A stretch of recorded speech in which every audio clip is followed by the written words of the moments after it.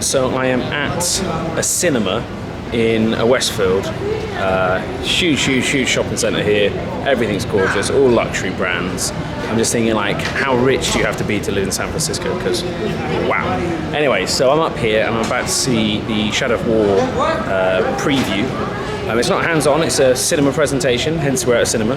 I can't talk about anything till the 8th, which is fine, because I don't think I'll have this vlog out by then.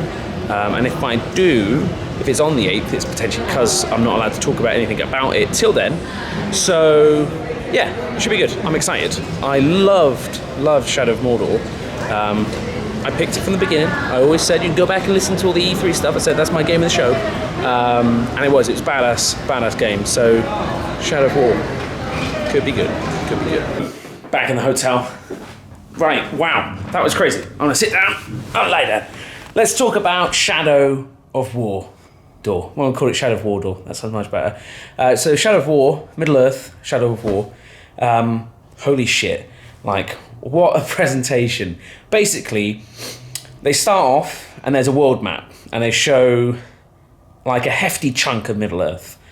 Like, I don't know the world map well enough to know, like, if the Shire was there. I don't imagine the Shire's there. It's a shame. The Shire would be pretty cool to go to. Kill some orcs in it. Probably wouldn't fit with the story. Anyway, they show the world map. And the world map has lots of different keeps and forts, fortifications around the map that control different regions. So basically, Mordor's influences started to expand. I think this is fairly late in the game, what we see.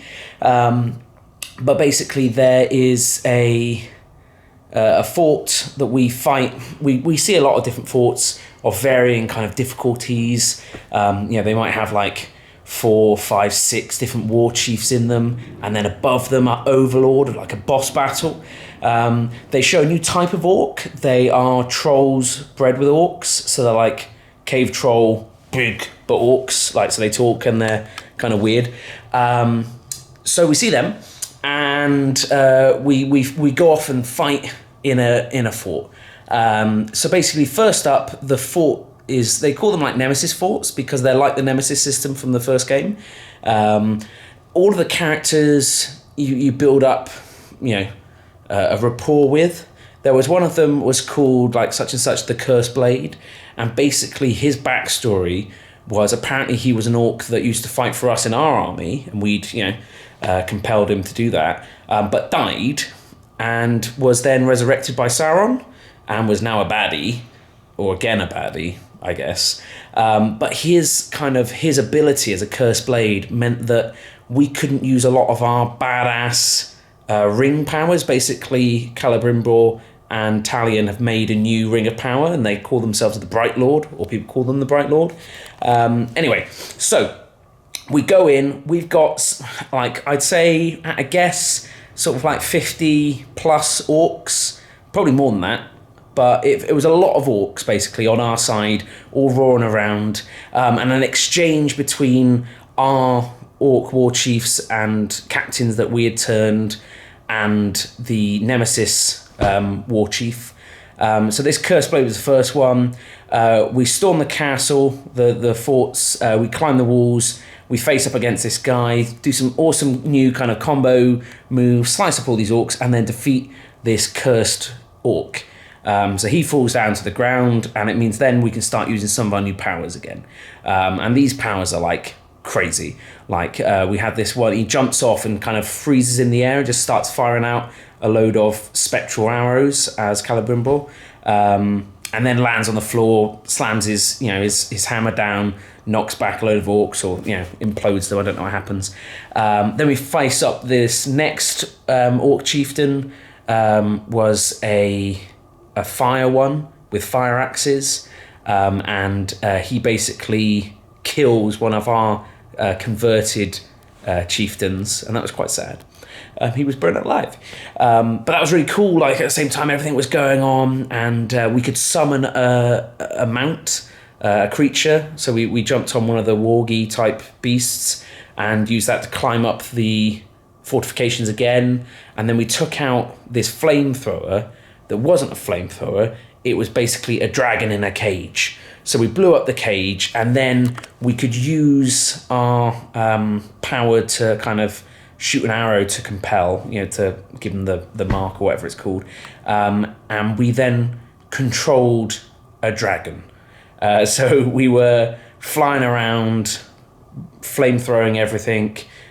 So flying, firstly, and then, blowing up towers. And it ended up, we fought basically a big cave troll with a cannon on his back, and defeated him, but he also killed our dragon. But that's cool.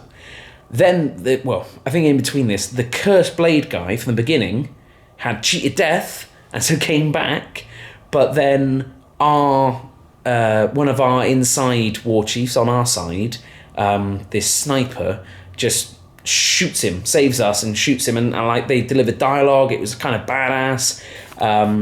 But all of this kind of feeds into the story of us and our army and our war chiefs and all the rest. Anyway, we fight our way to the keep, and then we come up against this big orc cave troll dude, who's got a big flamethrower, and kind of again has dialogue that's like, talks about that we've killed all his dudes and that we're gonna die. Cool boss battle. We're kicking ass on all the minions, but the boss is pretty tough.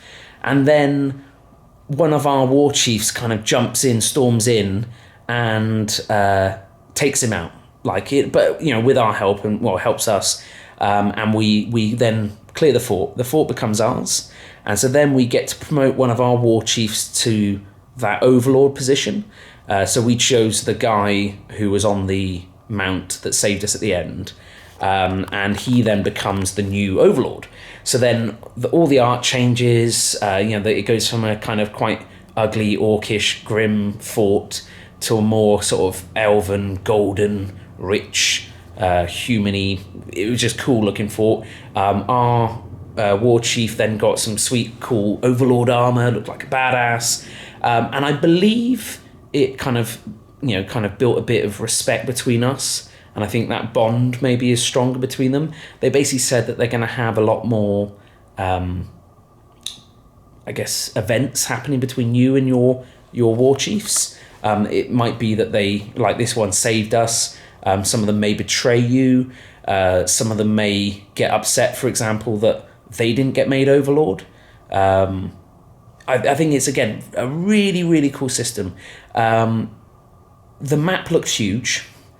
There looked to be, it was hard to count, but kind of 8 to 10 spots on the map that could have been forts, but maybe more than that.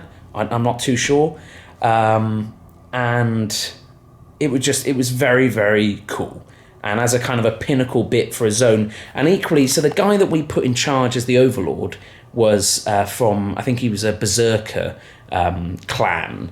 And that came with certain bonuses. He was like a raider, and so we would make more money, or we would get more trade resources and stuff like that. But we could have chosen one of the trappers, one of the beastmasters, and then I think more animals would spawn in our region. Or we could have chosen a different one, a necromancer, and I think he would raise more dead orcs to fight for us. And I think each, depending who you put in charge, changes how that region plays and how it benefits you.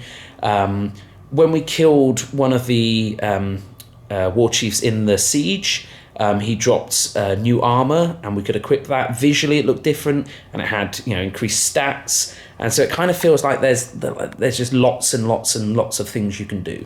It felt super deep. It felt like it definitely a level on top of Shadow of Mordor, and holy shit, I came away super hyped. I loved everything I saw. I can't wait to play it at some point in the near future, hopefully. Wow, just like super, super cool. It's going to be better than the first one from what I've seen, which is saying something because I love the first one. So, good job, guys. Good job. Well done. 10 out of 10, if I was to give it a score. Not that there's any metric or any consistency in my scoring, but 10 out of 10. Loved it.